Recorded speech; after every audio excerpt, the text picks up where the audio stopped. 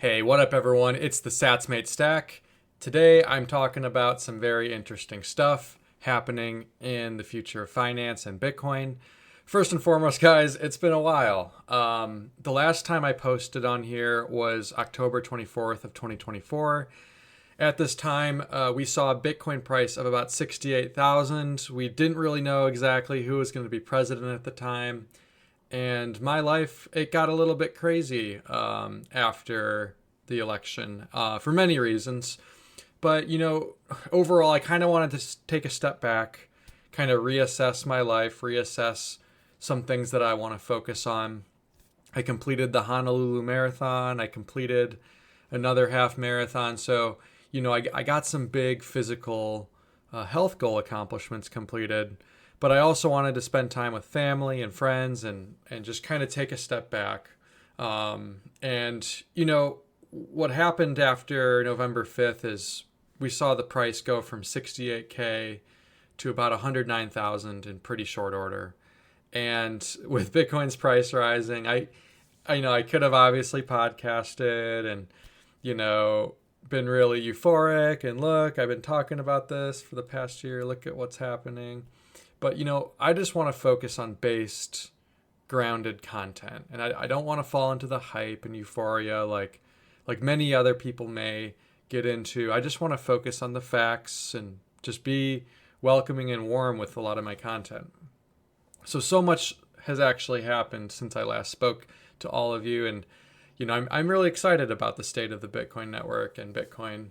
I think it's getting a lot of adoption. We're seeing a lot of growth. It kind of is that ember of light where we're seeing the greater market kind of deteriorate. It's kind of in a way holding up well, I think, in the face of, unemployment shooting up.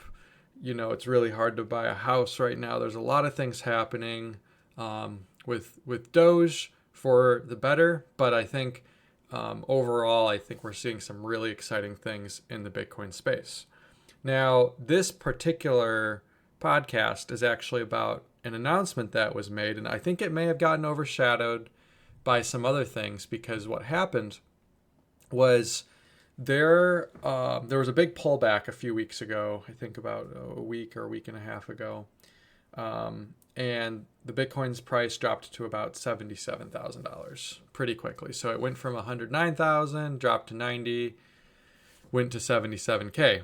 Now what happened was there was, I would say, like a brief liquidation event. It's healthy. These things are healthy. Markets should always kind of, consolidate at certain levels. You don't want to just see it rise forever.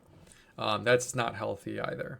So, but during this whole mess of like people getting liquidated and the market quote unquote crashing from 100 to about 77K, there was a huge announcement by the Office of Comptroller for the Currency. And this was made on March 7th. So this was in the depth of the pullback. The banks authorized that they can hold Bitcoin on behalf of customers. And this is something that actually Hal Finney brought up back in the early 2011 timeframe, 2010, 2011, that in the future there'll probably be Bitcoin banks and they'll help bank a lot of customers. And, I find it interesting because, the whole idea of Bitcoin is to get away from these centralized entities. But what I kind of look at this as is it's a green light by greater institutional adoption in the US. And, it's just one of those things where Bitcoin is for everyone, right? There's going to be your friends using it. Your friends where you go to lunch and dinner and you go on hikes with them.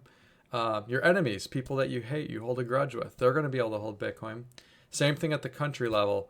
Your allies and your declared enemies, like Russia, North Korea, Iran, all these, China, they can all buy Bitcoin and as much of it as they want.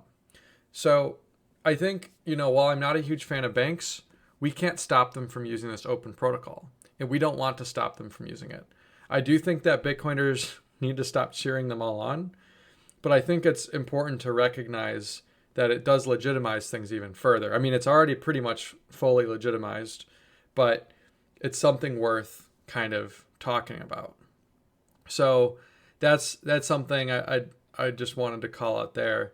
The next thing is there has been kind of a affirmation with this statement around the bank's ability to engage in stablecoin activities. Now, I think in the future, we're going to see stablecoins used much more frequently around the world. Now, I don't like stablecoins at all, to be honest with you guys. I think stablecoins are essentially CBDCs, but in a different word. Now, if we called them a CBDC, nobody would adopt them. But because they're called stablecoins, I think it's kind of like the Trojan horse into getting people to adopt this technology. I really don't like them. But you know what? We can't stop it, right? I mean, they've announced that they're going to keep supporting and allowing stablecoin development in the US.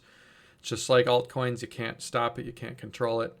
But I think there will be benefits of it, right? And I do think you can, with stablecoins, you can actually have more people around the globe transacting in these dollar stablecoins than otherwise before. And that, I think, could be a big win, when you have the Turkish lira or the Argentine peso or the Brazilian real. These are highly volatile currencies. Now they'll be able to transact in a US dollar stablecoin.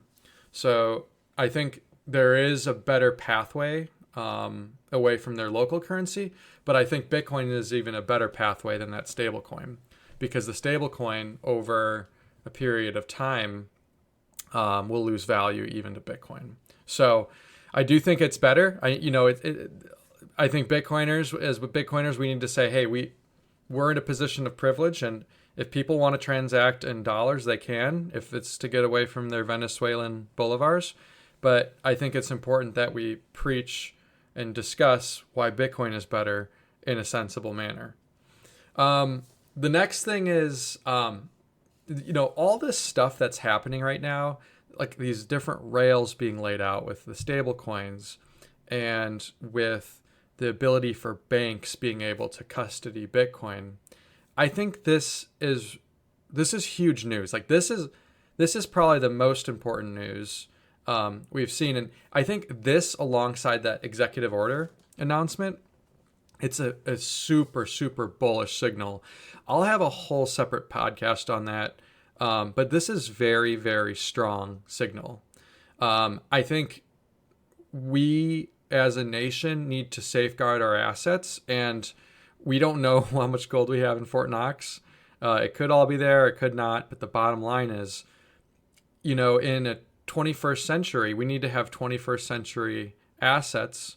And specifically, I think Bitcoin, to protect ourselves against a lot of debasement, and we could live in a future where treasuries, people aren't buying our treasuries as much. People are just sticking to hard assets. So, we need to be a nation that has wealth. We need our own sovereign wealth fund. We need our own wealth. We can't just issue debt, kick the can down the road, and then have a situation where we pretty much indebt our future generations at the expense of living large now. So I think, this executive order is very bullish for Bitcoin. It's bullish for crypto and stablecoins. But I think what it really is it's a strong acceptance institutionally of Bitcoin. Now, it's one of those things where you can't have it both ways. Some people are like, well, this used to be cypherpunk. This is just the nature of winning. The more the price goes up, maybe when it goes up to 500K, it'll be even more mainstream, right? And the whole cypherpunk ethos won't be there as much. And I think it's important to kind of just accept that's kind of what happens when the number goes up. But to try to keep the core there, it's so important to keep the heart and the soul of Bitcoin there with that cypherpunk ethos. Now, with this institutionalization and with these rails that are being built for the future of finance, I think we're going to see a lot of these banks come up, either net new banks, like we're going to see Custodia Bank by Caitlin Long. That one's going to probably get approved and roll out to more clients. Bit bonds or Bitcoin bonds will come out as well to help pay off the debt. And then Bitcoin lending, which we all know, like what happened a couple of years ago with BlockFi, but I think that will be occurring as well in the coming months. So,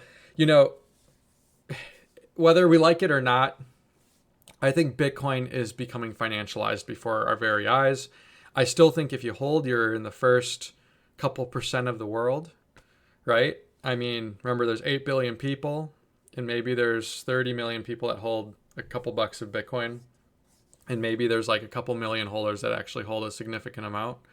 So I think we're going to start to see these financial products created before our eyes that will take care of many situations in which we want to be able to trade and leverage Bitcoin. So, we can't do anything about it. I mean, you can speak up and you can lobby and you can kind of, fight that fight. But I think what we need to do ultimately is, as Bitcoiners, as people, we need to position ourselves to best capitalize on this opportunity because it's about to take off in the coming months. I'm very excited and very bullish on where we're headed. And, I do think there could always be downside if the economy gets much worse, but I'm pretty bullish that we're going to see more money printing, more M2, and eventually the price may go up. But just look at all these announcements and look at what the big players are doing, like Howard Lutnick, Scott Bessent, the Trump family, all them. Like, those guys don't want to lose money, and they're allocating pretty heavily to this.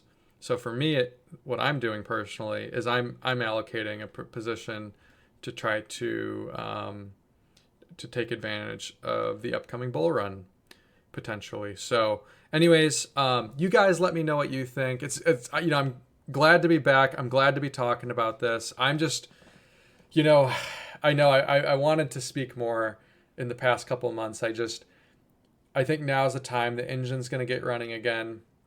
I'll keep you guys up to date on any big announcements that come out. Again, I'm glad to have any and all of your support as it comes. This is a very exciting time. And anyways, be sure to click any of the links in the description below to help support this podcast, as well as feel free to share it. That means a lot. And I will keep you guys tuned, and I'll see you guys in the next one.